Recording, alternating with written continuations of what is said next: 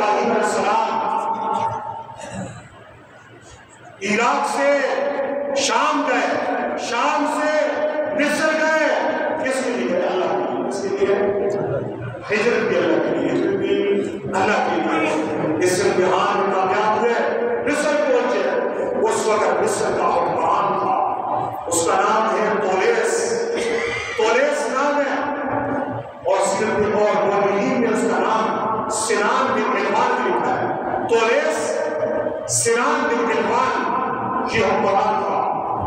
اور ایک عجیب بات صحیح بخاری میں امام بخاری نے روایت ذکر کی ہے کہ وہاں کا حکمران بادشاہ ایسا تھا کہ اس کی مملکت میں اگر کوئی آدمی اپنے ساتھ بیوی لے کر آتا تو جس کی بیوی اس سے پسند ہو جاتی وہ اسے قبضے لے لیتا، غصب کر دیتا۔ ابراہیم علیہ السلام کو پتہ چلا۔ ابراہیم علیہ السلام جب اس ریاست میں داخل ہوئے، پوچھا کہ ابراہیم تیرے ساتھ ہی کون ہے، تیری کیا لڑکی ہے؟ ابراہیم علیہ السلام نے اس وقت توریہ کیا۔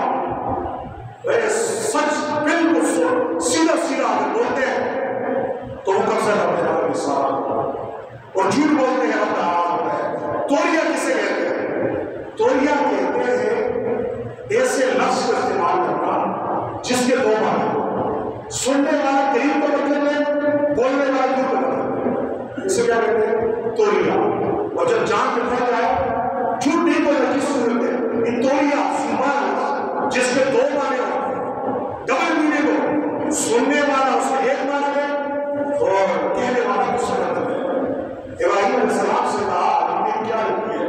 ابراہیم علیہ السلام نے کہا کہ میری بہن کیا دین کو کیا دے دیا، لیکن جھوٹے یہ توریہ کیا۔ سننے والے کا مطلب یہ ہے اس کے قریب کا معنی لیا کہ ضرور ہے، اور ابراہیم علیہ السلام نے دور کا معنی لیا کہ میری اسلامی بہن ہے، میری دین کی بہن ہے۔ اور سارے مسلمان ہم سے بھائی بھائی سب ہیں یہ کہہ دیا۔